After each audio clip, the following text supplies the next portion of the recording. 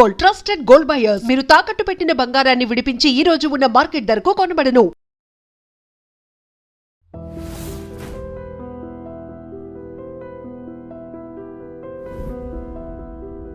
నమస్తే, welcome to iDream weekend update with కవిత.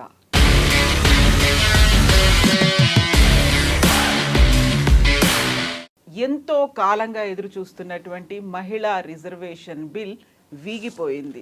ముందు నుంచి ఎక్స్పెక్ట్ చేస్తున్నట్టుగా మెజారిటీ లేకుండానే మోదీ సర్కార్ ఎందుకని దాన్ని పార్లమెంట్లో ప్రవేశపెట్టింది. ఇది ఒక మ్యాజిక్గా మారబోతోంది అనేటువంటి ఒక మాట చెప్పిన తర్వాత చారిత్రాత్మకమైనటువంటి ముందడుగు అంటుంటే దక్షిణాది రాష్ట్రాలు ఎందుకని దాన్ని బ్లాక్ బిల్గా చూశాయి.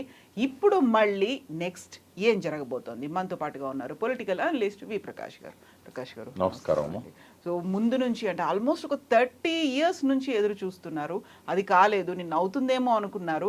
ఇచ్చినటువంటి హైప్ చూస్తే చాలా క్లియర్గా అయిపోతుంది, స్మూత్ అవుతుంది అనుకుంటే 2/3 మెజారిటీ లేదు, లేకుండానే ఎందుకు పెట్టారు అక్కడ? మీరు మంచి అంశాన్ని ప్రస్తావించారు. వాస్తవంగా క్లారిటీ ఇవ్వాల్సిన అవసరం ఉన్నది. నంబర్ 1 ఏంటంటే మహిళా బిల్లు వీగిపోలేదు. ఎందుకు అంటే మహిళా బిల్లు ఇప్పటికే మంచి మెజార్టీతోని పార్లమెంటు ఉభయ సభలు ఆమోదించినాయి. రాష్ట్రపతి సంతకం కూడా అయింది. మహిళా బిల్లు ఆల్రెడీ చట్టం అయింది.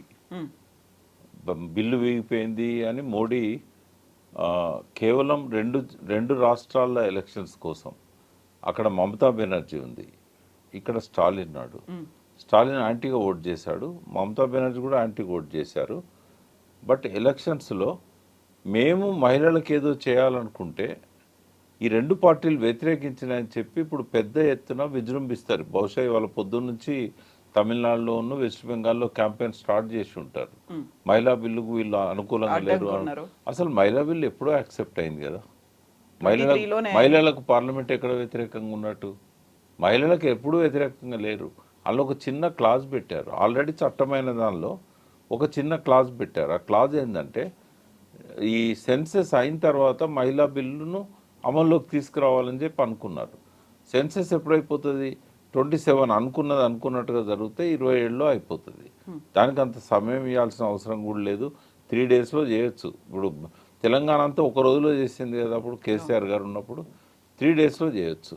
బట్ కావాలని చెప్పి జాప్యం చేసి 27లో డీలిమిటేషన్ అయిపోయిన తర్వాత, అంటే ఈ డీలిమిటేషన్తో పాటుగా ఈ జనాభా సర్వే అయిన తర్వాత చేసినట్టయితే ఆ ఎలక్షన్లకు సాధ్యం కాదు. ఎందుకంటే ఈ 27లో సర్వే అయిపోతే కనీసం వాళ్ళకు 1.5-2 సంవత్సరాలు పడుతుంది కాన్స్టిట్యున్సీస్ డీలిమిటేషన్ ప్రకారం చేయాలనుకుంటే. ఇప్పుడైతేనేమో మనకు ఎలక్షన్స్ లోపల అయిపోతుంది, 2 సంవత్సరాల సమయం ఉంది. కాబట్టి ఏం చేశాడంటే మహిళా బిల్లును దీనికి లింక్ చేశాడు. అందులో ఒక క్లాజ్ కోసమే, ఏది సెన్సెస్ అయిన తర్వాత చేయాలనుకున్న దాన్ని ఈ సెన్సెస్ ప్రాతిపదికగా తీసుకోవద్దు, 2011 సెన్సెస్ను ప్రాతిపదికగా తీసుకొని చేద్దామని చెప్పి ఆ చిన్న క్లాజు 2011 సెన్సెస్ ప్రకారంగా మేము మహిళలకు రిజర్వేషన్ ఇస్తామని చెప్పడానికి. ఎట్లాగో మహిళా బిల్లు ఇవాళ కాకపోతే రేపైనా అమల్లోకి వస్తుంది. అయితే మహిళల భుజాల మీద పెట్టి ప్రతిపక్షాలను కాల్చాలనుకున్నాడు మోడీ. అందరూ తెలిసి డ్రామా. కానీ ఆ నిరక్షరాస్తులైన మహిళలు, రాజకీయ చైతన్యం లేని మహిళలు, మీడియాకు దూరంగా ఉండే మహిళలు ఎక్కువగా ఉంటారు. వీళ్ళకేమో అందరికంటే ఎక్కువ నోరుంది వీళ్ళకు. అందరికీ 2 చేతులు ఉంటే వీళ్ళకి 87 చేతులు ఉన్నాయి. ఎందుకంటే ఆర్ఎస్ఎస్కున్న వింగ్స్ అవి. ఇక ఊళ్ళ మీద పడి మొత్తుకుంటూ ఉంటారు. ఏంటంటే మహిళలకు అగెనిస్ట్గా ఓట్ చేశారు స్టాలిన్, మహిళలకు అగెనిస్ట్గా ఓట్ చేసింది మమతా బెనర్జీ. ఈ 2 పార్టీలు మహిళలకు వ్యతిరేకము. ఈ తుచ్చమైన చిల్లర రాజకీయాలమ్మా ఇవి. నరేంద్ర మోడీ లాంటి ఒక స్టేచర్న నాయకుడు ఆయనకి ఇది శోభనివ్వదు. ఆయన స్టేచర్కి వ్యతిరేకం. ఇవాళ అడ్డంగా నరుక్కున్నారు బీజేపీని. ఇవాళ ఈ చేసిన తప్పుతోని ప్రతిపక్షాలు ఊరుకోవు కదా, వాళ్ళు ప్రజల్లోకి తీసుకెళ్తారు. ఈ చేసిన తప్పుతోని శాశ్వతంగా 4వసారి ప్రధాని అయ్యే అవకాశాన్ని మోడీ పోగొట్టుకున్నాడు. మళ్ళీ బీజేపీ అధికారంలోకి రావడం అనేది సాధ్యం కాదు. రాహుల్ గాంధీకి వాళ్ళ నెత్తి మీద పాలు పోసాడు ఈ బిల్లులు పెట్టి. ఒకవేళ ఆయన నిజంగానే చేయదలుచుకుంటే మహిళా బిల్ సపరేట్గా పెట్టి ముందు మహిళా బిల్లులో ఆ క్లాజ్ యాక్సెప్ట్ చేయించి ప్రతిపక్షాలతోని ఒక మీటింగ్ పెట్టి ఇప్పుడు వాళ్ళు అన్న డిమాండ్ కూడా ఒప్పుకున్నాడు కదా. నేను జనాభా ప్రకారము నేను పెంచను, ప్రతి రాష్ట్రానికి 50% పెంచుతా అన్నప్పుడు ప్రతి రాజకీయ పార్టీ ఒప్పుకుంటుంది. ఎవరికి అన్యాయం జరగట్లేదు, నిష్పత్తి మారట్లేదు కదా. నార్త్ ఇండియా సౌత్ ఇండియాది దానికి కూడా సిద్ధమై ప్రకటన చేశారు కదా. మరి ఏం పోయింది 2 సపరేట్ పెడితే? అంటే ఈ పేరుతోని ఎన్నికలల్లో లబ్ధి పొందాలి. ఈ నెలలోనే జరుగుతున్నాయి, ఇంకో 10 రోజుల్లో, ఏప్రిల్ 22 ఆ టైంలో. అంటే 2 రాష్ట్రాల్లో జరిగే ఎన్నికల కోసం ఈ చిల్లర రాజకీయం నరేంద్ర మోడీ చేశాడు. ఆయన మీద ఉన్న అభిమానం కూడా మాలాంటి వాళ్ళకి కానీ ఇతరులకు కానీ ఈ దెబ్బతో పోతుంది. ఇప్పుడు కేవలం 2 రాష్ట్రాల గురించి చూసారంటే దేశవ్యాప్తంగా ఉన్నటువంటి ఇమేజ్ కావచ్చు, దేశవ్యాప్తంగా అమలవ్వాల్సినటువంటి రిజర్వేషన్లని వాళ్లే దెబ్బ తీసుకున్నారంటే 13 ఏళ్లలో వెనక్కి వెళ్ళిపోయినటువంటి మొట్టమొదటి బిల్ అనుకున్నప్పుడు వాళ్ళకి అది రిమార్క్ పడుతుంది, ఒక నెగిటివ్గా వస్తుంది అనుకుంటే అది ఆలోచించకుండానే ముందడుగేశారంటారా? అంటే వాళ్ళు ఏమనుకున్నారంటే ఈ భయంతో వాళ్ళు ఒప్పుకుంటారు. అందుకే ఏ స్థాయికి పోయినంటే ముందు అనుకున్నట్టుగా జనాభా ప్రకారం కూడా కాదు, మీరు అంటున్నట్టుగానే ప్రపోర్షన్ తగ్గదు, నిష్పత్తి తగ్గదు నార్త్ ఇండియా సౌత్ ఇండియాకు. దానికి కూడా సిద్ధపడ్డారు వాళ్ళు. కానీ బిల్లు పెట్టినప్పుడే తెలుసు వాళ్ళకు ఇది వీగిపోతే కనుక మనం ఈ 2 రాష్ట్రాల్లో మైలేజ్ తీసుకుంటాం. డెఫినెట్గా తీసుకుంటారు, అందులో అనుమానం లేదు. ఎందుకంటే ప్రతిపక్షాల గొంతులు సరిపోవు. స్టాలిన్ నెగటివ్ ఓట్ వేశాడు, మమతా బెనర్జీ నెగటివ్ ఓట్ చేసింది. కాబట్టి దీన్ని అడ్వాంటేజ్ తీసుకొని వీళ్ళకి ఒక్క నోరు ఉంటే వాళ్ళకి 87 నోర్లు ఉంటాయి. కాబట్టి ప్రజలను మిస్గైడ్ చేస్తారు. డెఫినెట్గా ఆ 2 రాష్ట్రాల్లో ఎంతో కొంత లబ్ధి పొందుతారు. రేపు రిజల్ట్స్ వచ్చినాక May 4th నాడు మనమే డిస్కస్ చేస్తాం బీజేపీకి ఎందుకు ఈ 2 రాష్ట్రాల్లో హైప్ పెరిగిందని. నాకు చాలా దగ్గర మిత్రుడు, మీకు కూడా తెలిసిన వ్యక్తే, వెస్ట్ బెంగాల్లో ఇవాళ ఇన్ఛార్జ్ ఉన్నాడు ఒక వ్యక్తి, ఐఏఎస్ ఆఫీసర్. ఆయన చెప్పింది ఏంటంటే జస్ట్ 3 to 4% తేడా ఉంది బీజేపీకి తృణమూల్కి. అందుకే కొన్ని అంటే ఆయన అన్నది కాదు, బట్ నేను అంటున్నా ఈ జిమ్మిక్ చేయడం వల్ల 3 to 4% పాజిటివ్ అయ్యే అవకాశం ఉంటుంది బీజేపీకి. దానివల్ల తృణమూల్ని వెనక్కి నెట్టేసి అధికారంలోకి రావడానికి అంటే చిరకాల వాంఛ. వెస్ట్ బెంగాల్లో వాళ్ళ అధికారం వస్తే భారతదేశంలో ఏ స్టేట్లో కూడా వాళ్ళకి ఎదురుండదు.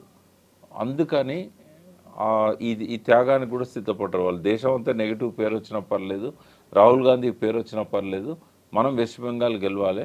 తమిళనాడులో ఏం చేసినా గెలవలేరు, కానీ కొంత ఓట్ బ్యాంక్ పెంచుకుంటారు. అన్నామల్లయ్య ఉన్నాడు కదా, కొంత ఓటు బ్యాంక్ పెంచుకునే ప్రయత్నం చేస్తారు అక్కడ. దాన్ని ఎందుకు బ్లాక్ బిల్ అని అంటున్నారు? స్టాలిన్ ఎందుకు ఆ బిల్లు కాపీలను కూడా తగలబెట్టేశారు? డెఫినెట్గా బ్లాక్ బిల్లే కదా అది. ఇప్పుడు ఎందుకంటే డీలిమిటేషన్ అనేది ఇప్పుడు ఇంత పెద్ద నిర్ణయం తీసుకునే ముందు అఖిలపక్ష సమావేశం పెడితే పోయిందేముందమ్మా? వాళ్ళ అభిప్రాయాలు సేకరించి పార్లమెంట్లో వెనక్కి తగ్గాల్సిన అవసరం కంటే ముందే మాట్లాడుకొని వాళ్ళు ఏమన్నారు, ప్రపోర్షనేట్గా ఉంటే మేము ఒప్పుకుంటామన్నారు. దానికి కూడా ఒప్పుకున్నాడు కదా. ఒప్పుకున్న తర్వాత ముందే ఒప్పుకున్నట్టయితే 2 బిల్లులు సపరేట్ పెట్టమని అడిగేవాళ్ళు. 2 బిల్లులు సపరేట్ పెడితే అయిపోయేది కదా, ఎందుకు చేయాలి అది? అయితే వీళ్ళు ఎందుకు ఆమోదించలేదు? వెనక్కి తగ్గినా కూడా, మోడీ వెనక్కి తగ్గినా కూడా వీళ్ళు ఎందుకు ఆమోదించలేదు? వీళ్ళు అనుకున్నదే చేశాడు కదా మోడీ. ఎందుకు అంటే ఇప్పుడు కనుక ఒప్పుకుంటే ఆ 2 రాష్ట్రాల్లో మోడీకి మైలేజ్ వస్తుంది. ఎవరి వెస్టెడ్ ఇంట్రెస్ట్లు వాళ్ళకు ఉన్నాయి, ప్రజల ఇంట్రెస్ట్లు కాదు అక్కడ, వెస్టెడ్ ఇంట్రెస్ట్లు. ఈ 500 పైన ఎంపీలు చేసింది ఏమున్నది? రేపు 800 పైన వస్తే వాళ్ళు చేసేది ఏమున్నది? ఏమన్నా వీళ్ళు దేశాన్ని బాగు చేస్తున్నారా? అమృతోత్సవాలు చేసుకున్నారు 75 ఏళ్ళని, 80 ఏళ్ళు అవుతున్నా కూడా మౌలిక వసతులు కూడా ప్రజలకు కల్పించలేకపోయారు. నిరుద్యోగ సమస్యలను పరిష్కరించలేదు. కనీసము పడ్డ వర్షపు నీళ్ళను కూడా పొలాలకు మళ్లించే ప్రయత్నం చేయలేదు.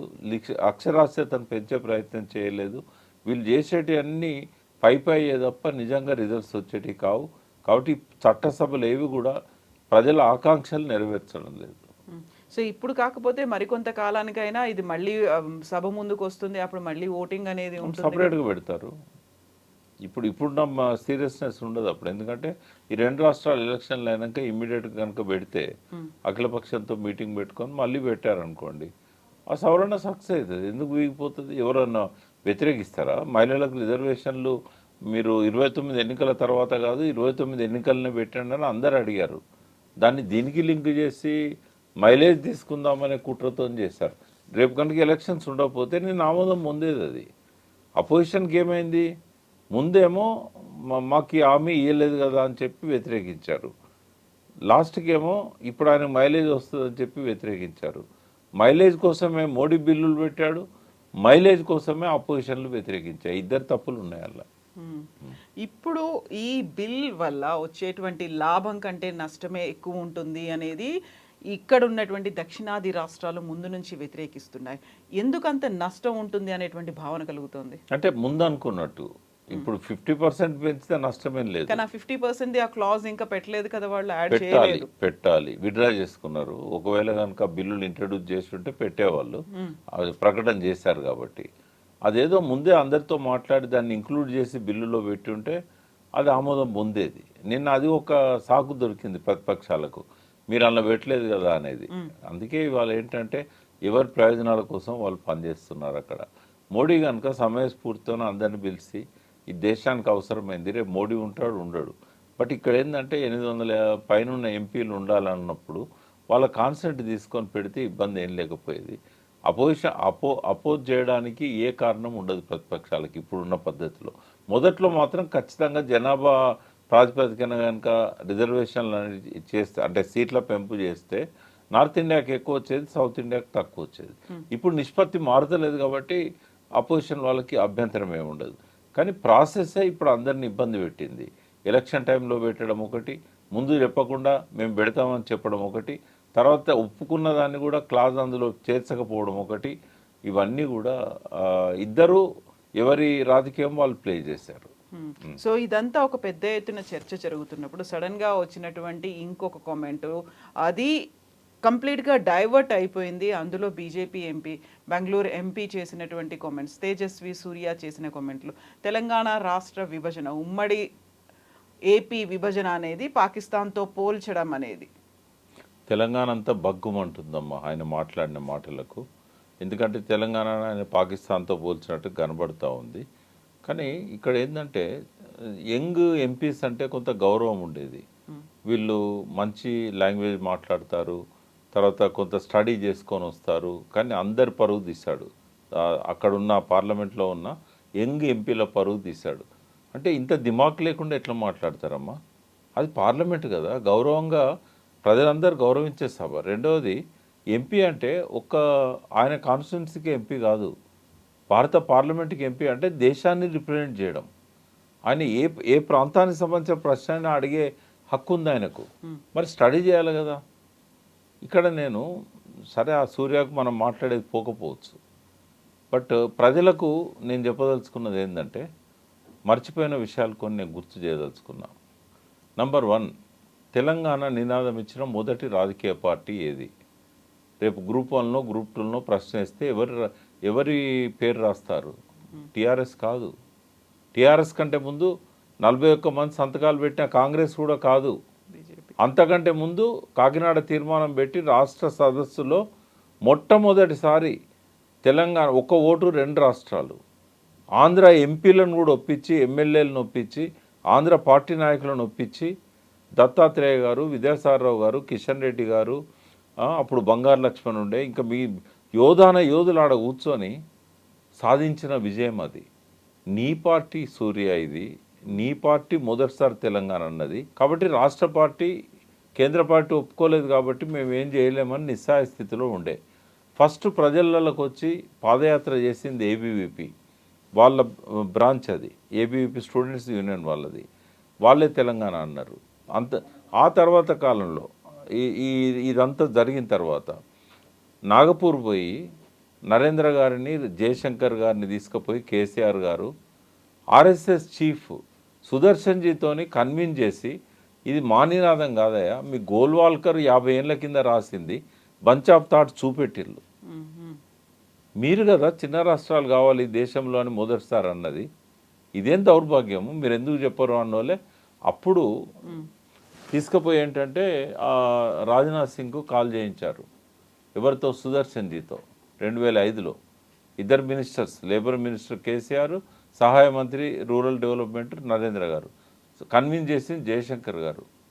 వాళ్ళతో భోజనం చేసి దినమంతా ఆర్ఎస్ఎస్ హెడ్ క్వార్టర్లో ఉండి, రాజ్నాథ్ సింగ్ అప్పుడు పార్టీ అధ్యక్షుడు, ఆయనకు చెప్తే అప్పుడు ఆయనే ప్రణబ్ ముఖర్జీకి ఫోన్ చేసి మీరు బిల్ పెట్టండి మేము మద్దతు ఇస్తామని చెప్పాడు. ఆ మాట అన్నాకనే ఫైల్ మూవ్ అయింది. సరే అప్పుడు రాజశేఖర రెడ్డి గారు అడ్డుపడ్డారు కాబట్టి వెంటనే చేయలేకపోయారు. కానీ డిసెంబర్ 9 నాడు ప్రకటన ఇచ్చిన తర్వాత సరే కారణాంతరాల వల్ల దాన్ని ఆపినప్పుడు సుష్మా స్వరాజ్ ఏం చెప్పింది? నిజాం కాలేజ్ గ్రౌండ్లో మీటింగ్ పెట్టి నేను మీ మీ చిన్నమ్మని చిన్నమ్మని ఎట్టి పరిస్థితుల్లో తెలంగాణ వస్తుంది, ఆ బలిదానాలు వద్దు అని చెప్పేసి అందరికీ ఆమె హామీ ఇచ్చారు. అరుణ్ జైట్లీ సభలో హామీ ఇచ్చాడు. ఇంకోటి, భారత్ పాకిస్తాన్ ఎట్లా జిలిపోయిందో సూర్యకు తెలుసా? ఒక ట్రైను లాహోర్ నుంచి హిందువులను తీసుకొచ్చే ట్రైను ఇండియాలో ఆగినప్పుడు, అమృత్సర్లో ఆగినప్పుడు మొత్తం శవాలే ఉన్నాయి, ఒక డ్రైవర్ తప్ప. అంటే ట్రైన్లో ప్రతి డబ్బాలో ఉన్న వాళ్ళని నరికేశారు. అటు జరిగిందా తెలంగాణ ఆంధ్ర? కనీసం 4.5 సంవత్సరాలు పట్టింది. శ్రీకృష్ణ కమిటీ ఎందుకు వేశారు? సంప్రదింపుల కోసమే కదా. ఎన్ని వేల మందిని కలిసింది శ్రీకృష్ణ కమిటీ. అందులో ఉన్న 6 ప్రతిపాదనల్లో ఒక ప్రతిపాదన కదా తెలంగాణ ఇవ్వాలనేది. ఆ ఎక్సర్సైజ్ జరగలేదా? ఆంటోనీ కమిటీ కానీ ఇంకా వేరే ఒక కాంగ్రెస్ నాయకుని ఆధ్వర్యంలో వచ్చిన కమిటీ కానీ, షిండే గారు ఇతరులు, వీళ్ళందరూ ఎంతమందిని పిలిచి ఒక్కొక్కరు అభిప్రాయాలు తీసుకున్నారు. లగడపాటితో, కావుతో, రాయపాటితో ఇట్లా అందరిని వ్యతిరేకించే వాళ్ళందరి అభిప్రాయాలు తీసుకున్నారు కదా. ఇక్కడ కూడా రోషయ్య గారు అఖిలపక్షం పెట్టారు కదా. మరి ఇంత ఎక్సర్సైజ్ జరిగిన తర్వాత అది పాకిస్తాన్ ఇండియాతో ఎట్లా పోలుస్తాడు ఈ పెద్ద మనిషి? ఈ అహంకారం అనేది, బాధ్యతారాహిత్యం అనేది ఈ యంగ్ ఎంపీలకు ఉండడం అనేది బాధాకరం. రెండవది, సరే ఆయన అంటే అన్నాడు, తెలియక అన్నాడు, చరిత్ర తెలియక అన్నాడు. ఈ సన్యాసులు ఏం చేస్తున్నారు? 17 మంది ఎంపీలు ఉన్నారు కదా ఈ రాష్ట్రం నుంచి. ఓవైసీకి ఏమైంది? ఓవైసీకి పాకిస్తాన్ భారతదేశ విభజన ఎట్లయిందో తెలుసు కదా. ఓవైసీ అడ్డుకోవచ్చు కదా అట్లా జరగలేదని. ఓవైసీని కూడా పిలిచి శ్రీకృష్ణ కమిటీ రిపోర్ట్ అడిగింది కదా. ఓవైసీ చెప్పాలి కదా అట్లా జరగలేదని. పోనీ బీజేపీ ఎంపీలు 2 మంత్రులు ఉన్నారు, అదే సభలో ఉన్నారు, ఆపొచ్చు కదా. తెలంగాణ అంటే ఏమాత్రం బాధ్యత లేదా? పోనీ 8 మంది కాంగ్రెస్ ఎంపీలకు బాధ్యత లేదా? 6 ఇతర మంత్రులు కానీ బీజేపీ ఎంపీలు ఉన్నారు, వాళ్ళకు బాధ్యత లేదా? రఘునందన్ ఇక్కడ ఎంపీ గెలిచాడు, పోయి మైక్ తీసుకొని అట్లా అనొద్దని చెప్పొద్దా? తెలంగాణవాది కదా. కిషన్ రెడ్డి అంటే తెలంగాణవాది కాదనొచ్చు, ఎందుకంటే అప్పుడు రిజైన్ చేయమంటే చేయలేదు. కానీ కిషన్ రెడ్డి కాంట్రిబ్యూషన్ ఎంత తక్కువ కాదు. ఏంటంటే తెలంగాణ ఇవ్వడానికి మోడీ అడ్డుపడ్డప్పుడు, మోడీ అప్పుడు గుజరాత్ సీఎంఏ, అద్వానీని ఒప్పించి మనం తెలంగాణ బిల్లు పెట్టొద్దని నరేంద్ర మోడీ చెప్తే 3 రోజులు నిరాహార దీక్ష చేసి అద్వానీని ఒప్పించిన ఘనత కిషన్ రెడ్డిది కాదా? కిషన్ రెడ్డి తెలంగాణ కోసం కృష్ణా ఊరు నుంచి, అంటే నారాయణపేట కాన్స్టిట్యున్సీలో వస్తుంది రాయచూరు దగ్గర, అక్కడి నుంచి పాదయాత్ర చేసింది అబద్ధమా? తెలంగాణ అంతా పాదయాత్ర చేయలేదా తెలంగాణ కోసం? మరి మీరు చేసిన కాంట్రిబ్యూషన్ కదా ఇది. మీరు చెప్పందే తెలంగాణ వచ్చిందా? మీరు సపోర్ట్ చేయందే తెలంగాణ వచ్చిందా? సూర్య ఎవరిని తిట్టినట్టు? కిషన్ రెడ్డిని తిట్టినట్ట? అద్వానీని తన కన్నీటితోని అభిషేకం చేసి ఆ అద్వానీ కోపాన్ని తగ్గించిన విద్యాసాగరరావు చేసింది తప్ప, బండారు దత్తాత్రేయ చేసింది తప్ప, తేజస్వి సూర్యకు ఆ మాత్రం లేకపోయినా ఈ నాయకులకు ఉండాలి కదా. ఇప్పుడు వీళ్ళంతా పార్లమెంట్లో ఉన్నారు కదా. ఫెరోషియస్గా మాట్లాడే బండి సంజయ్ ఏం చేసిండు? మైక్ గుంజుకోవద్దా? పోనీ ఆయనతోని ఆ మాటలు విడ్రా చేసేదాకా వదిలేది లేదని చెప్పి కాంగ్రెస్ ఎంపీలు అడ్డుపడద్దా? నిజంగానే అక్కడ ఒక టీఆర్ఎస్ ఎంపీ ఉంటే ఇట్లా జరిగేదా? ఇవాళ టీఆర్ఎస్ ఎంపీలు ఉంటే చూస్తూ కూర్చునే వాళ్ళ, తిట్టినందుకు పోడియంలో పోయి ఆపేవాళ్ళు కదా.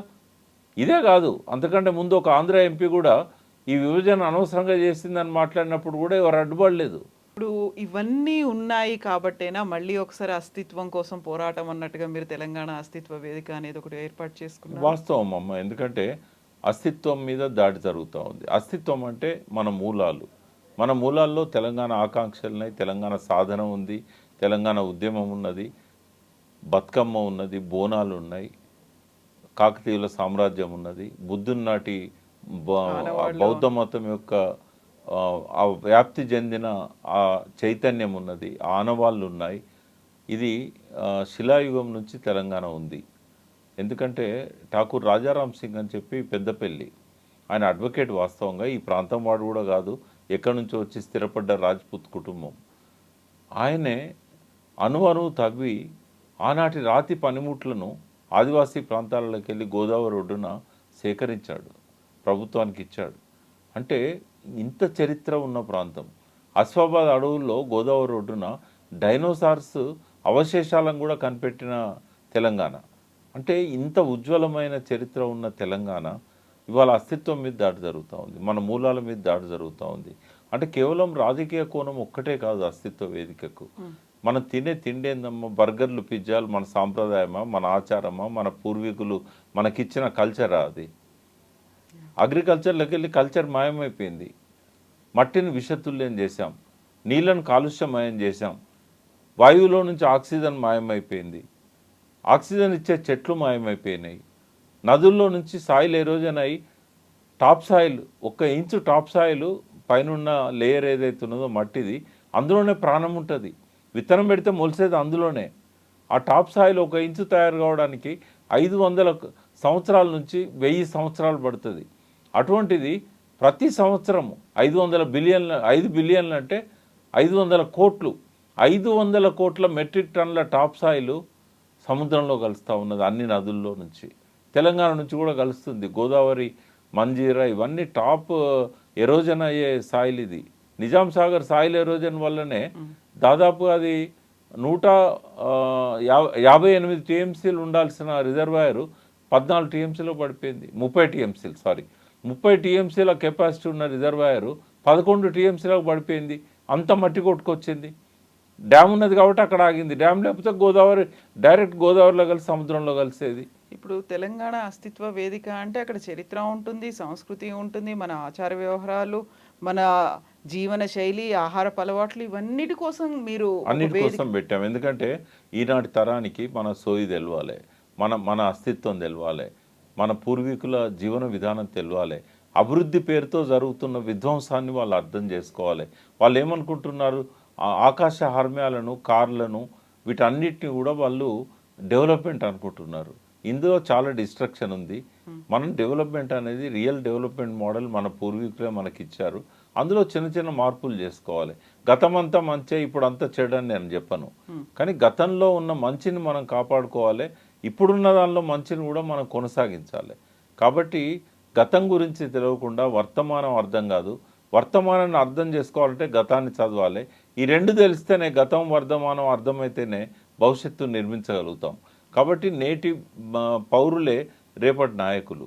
ఈ పౌరులకు సోయి రావాలి. ఇంకో కొత్త విషయాన్ని కూడా నేను మీకు చెప్తాను. ఒక నాయకత్వాన్ని తయారు చేయాలనుకుంటున్నాం. అంటే తెలంగాణ అస్తిత్వం పట్ల అవగాహన ఉండి, తెలంగాణ ప్రజల పట్ల, ఇక్కడి వనరుల పట్ల ప్రేమ ఉండి, రేపటి చట్టసభలల్లో బాధ్యతాయుతంగా వ్యవహరించగలిగే, మాట్లాడగలిగే ఈ నాయకత్వాన్ని కూడా యంగ్ పొలిటీషియన్స్ను, వాళ్ళు ఎవరైనా కావచ్చు, ఒక వక్తలను తయారు చేయాలనుకుంటాను. ఇవాళ కనీసం ఎలక్ట్రానిక్ మీడియాలో డిబేట్లు చేద్దామంటే కూడా ఏం మాట్లాడాలో తెలియక అరుస్తూ ఉంటారు. అటువంటిది కూడా మనం తీసుకుంటాం. తర్వాత బ్యాక్ టు నేచర్ అనే ఒక ప్రోగ్రాం కూడా మనం తీసుకుంటాం. మూసి అనేది సుందరీకరణ కాదు, శుద్ధీకరణ ముందు అని చెప్తాం.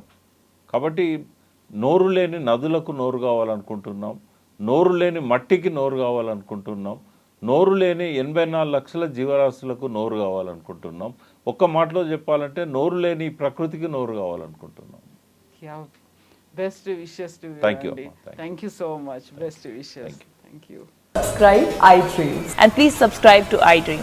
For more videos, subscribe to iDream. Please like, share and subscribe to the channel. Congratulations, iDream. Subscribe to iDream. Subscribe to iDream. So subscribe to iDream Media. iDream ki iDream team andarki huge congratulations. Please subscribe iDream Media. Please subscribe to iDream. Subscribe iDream. Please subscribe to iDream. iDream అంటే నా కళల ఛానల్ను subscribe చేసుకున్న నోరు తిరుగుతలేదు, మీరైతే గంట గుర్తు కొట్టండి. For more such videos, please subscribe to iDream. Subscribe to iDream. Please subscribe to iDream. Please subscribe iDream Media. Please do subscribe to iDream. Please subscribe to iDream Media. For best entertainment and information, please subscribe iDream. And don't forget to subscribe to iDream.